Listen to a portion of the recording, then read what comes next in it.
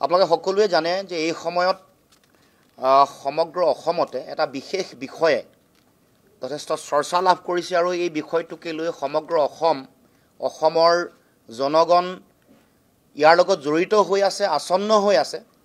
আৰু এই গোটেই যিটো ট্ৰেডিং, এই ট্ৰেডিঙৰ কেলেংকাৰীৰ লগত আমি দেখিছোঁ যে বিভিন্ন ধৰণে ৰাজনৈতিক ব্যক্তি, ৰৌ, বৰালি, পুঠি, খলিহনা ইয়াৰ লগত বহু ব্যক্তি জড়িত ৰক্ষণাবেক্ষণ দিয়া আমি দেখিবলৈ পাইছিলোঁ। শেহতীয়াকৈ এই যিটো নতুন ধৰণৰ ট্ৰেডিং কেলেংকাৰী, এই কেলেংকাৰী আৰম্ভ হ'ল, এই যিটো প্ৰবঞ্চনা, ঠগ, এই গোটেই কথাটোৰ লগত, এই গোটেই ঠগ প্ৰবঞ্চনাৰ লগত কেইবাগৰাকীও ব্যক্তিৰ নাম ইয়াত তেওঁলোকৰ কথা আহিল, ৰাজহুৱা হ'ল। দীপাংকৰ বৰ্মন নাগৰ এগৰাকী ব্যক্তি, যিগৰাকী ব্যক্তি এতিয়াও পলাই আছে, পলাতক ঘোষণা কৰিছে। ৬,০০০ কোটি টকা তেওঁ এই কেলেংকাৰী কৰা বুলি ইতিমধ্যে উল্লেখ কৰিছে। DB ষ্টক ব্ৰকিং আৰু এটা পেন ইণ্ডিয়া ইনভেষ্টৰ বুলি দুটা কোম্পেনী খুলি, কোম্পেনীটো DGP অফিচৰ কাষতে 2018 চনৰ পৰা খুলি থকাৰ পাছত 2024 চনতহে কথাটো চৰকাৰৰ দৃষ্টিগোচৰ হৈছে। তাৰ পাছত স্বপ্ননীল দাস বৰা বুলি কৰা এগৰাকী trading for a living TFAL বুলি এটা কোম্পেনী খুলি তেওঁ এনেকুৱা ধৰণৰ ঠগ প্ৰবঞ্চনাৰ চাৰিওফালে মায়াজাল ৰচনা কৰিছে। আৰু শেহতীয়াকৈ আটাইতকৈ বেছি যিটো চৰ্চা হৈছে সেইটো হৈ গ'ল বিশাল ফুকন বা বিশাল ফুকনৰ লগত চলি থকা যিটো চক্ৰ, এই চক্ৰটোৰ যিটো কেলেংকাৰী, এইটো আটাইতকৈ বেছি চৰ্চা হৈছে। কাৰণ এই গোটেই কথাটো যেতিয়া আহিল, বিশাল ফুকনৰ ট্ৰেডিং প্ৰবঞ্চনাৰ লগত যেতিয়া বিষয়টো আহিল, তেতিয়া বিভিন্ন ধৰণৰ কথা বতৰাবোৰ আহিল। এই ধন সিন্ডিকেটত বিনিয়োগ কৰা, এই ধনৰ লগত, এই গোটেই কেলেংকাৰীটোৰ লগত মুখ্যমন্ত্ৰীৰ ঘনিষ্ঠ কোনোবা ব্যক্তি জড়িত হৈ থকা কথা, আৰু এই গোটেই কথাটোৰ লগত মুখ্যমন্ত্ৰীৰ বক্তব্য, আৰু যোৱাকালি ধৰালৈকে যিখন চিত্ৰনাট্য আৰু নাটক ৰচনা কৰা হ'ল, এই কথা স্পষ্ট ৰূপত প্ৰমাণ হ'ল যে ইয়াত কোনোবা ৰজাঘৰীয়া ৰাজনৈতিক হস্তক্ষেপ নাথাকিলে এই ধৰণৰ কথা বতৰা নহয়। প্ৰথম আৰম্ভণি মুখ্যমন্ত্ৰী একেবাৰে কেজুৱেল কথা যে তেওঁ ঘূৰি ফুৰিছে ক'ৰবাত টকা লৈ, টকা শেষ হ'লে ঘূৰি আহিব। এইটোৰ লগত যোৱাকালি যে ৰাজ আতিথ্য দিলে যি দুগৰাকী অপৰাধীক, তাৰ লগত লিংক আছে।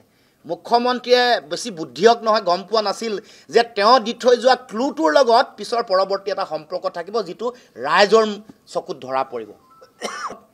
মাক দেউতাক এতিয়াও মুকলি আকাশৰ তলত আছে, কোনো FIR লঞ্চ কৰা নাই এতিয়ালৈকে বা কোনো ধৰণৰ তেওঁলোক ব্যৱস্থা গ্ৰহণ কৰা নাই। আনকি আশ্চৰ্যজনক কথাটো হ'ল যে এই যিগৰাকী প্ৰবঞ্চক, ঠগ, এই অপৰাধীগৰাকীৰ তেওঁ যিবোৰ সা সম্পত্তি এইবোৰ কোনো বাজেয়াপ্ত কৰা নাই, থানালৈ চোঁচৰাই লৈ অহা নাই।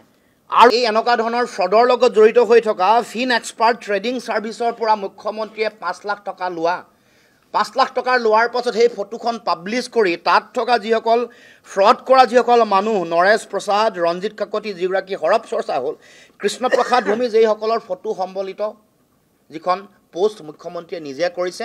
আৰু মুখ্যমন্ত্ৰীয়ে নিজে ক'লে যে এনেকুৱা ধৰণৰ কাম কৰি থকা মানুহে 1 কোটি টকা দিবলৈ তেওঁৰ ওচৰলৈ আহিছিলে। বিষয়টোৰ তদন্ত হ'ব লাগে। ইতিমধ্যে এগৰাকী উচ্চতম ন্যায়ালয়ৰ ন্যায়াধীশৰ তত্ত্বাৱধান নিৰীক্ষণত CBIৰ তদন্তৰ ব্যৱস্থা কৰিব লাগে। কাৰণ এই গোটেই বিষয়টোৰ লগত এটা ব্যাপক এটা যন্ত্ৰ, ব্যাপক এটা ৰেকেট জড়িত হৈ আছে। মুখ্যমন্ত্ৰীৰ অতি ঘনিষ্ঠ পুলিচ বিষয়া এই বিষয়টোৰ লগত জড়িত হৈছে। তাৰমানে মুখ্যমন্ত্ৰীয়ে ৰক্ষণাবেক্ষণ দিছে নেকি? গতিকে আমি দাবী উত্থাপন কৰিছোঁ যে তদন্ত হ'ব লাগে, CBIৰ তদন্ত, কিন্তু উচ্চতম ন্যায়ালয়ৰ নিৰীক্ষণ তত্ত্বাৱধানত হ'ব লাগে, অন্যথা এইসকল অপৰাধী হাত সাৰি যাব। আৰু তাৰ লগে লগে এই যে ধনসমূহ, এই যে ধন, সাধাৰণ ৰাইজৰ যিবোৰ ধন, এইবোৰ যাতে ৰাজনৈতিকভাৱে ব্যৱহৃত নহয়, এইটো আটাইতকৈ মন কৰিব লগা কথা। মানুহৰ মাজত আটাইতকৈ চৰ্চিত হৈ থকা কথাটোৱে হ'ল যে এই ধনৰ লক্ষ্য 2026 নেকি? ৰাজনৈতিকভাৱে যাতে এই ধন ব্যৱহাৰ নহয়, তাৰ কাৰণে কেন্দ্ৰীয় চৰকাৰে, উচ্চতম ন্যায়ালয় আৰু CBI এই কথাটো নিৰীক্ষণ ৰাখিব লাগিব। গতিকে মই আৰু এটা কথা ক'ব খুজিছোঁ, যেতিয়া সাৰদা কেলেংকাৰী হৈছিলে, সাৰদা কেলেংকাৰীৰ অভিযুক্ত ব্যক্তি পিছত ৰাজসাক্ষী হৈ গ'ল। গতিকে আমি আহ্বান জনাম, আমি চৰকাৰকো ক'ম, যি ৰাজ আতিথ্য দুগৰাকী অপৰাধীক দিয়া আমি দেখিছোঁ, তেওঁলোকৰ নাম আমি ক'ব খোজা নাই, দেখি এনেকুৱা লাগিছে যে অপৰাধৰ মূল খলনায়ক দুগৰাকীকে তেওঁলোকে ৰাজসাক্ষী কৰিবৰ কাৰণে চৰকাৰ উঠি পৰি লাগিছে নেকি, যিটো কাণ্ড সাৰদা কেলেংকাৰী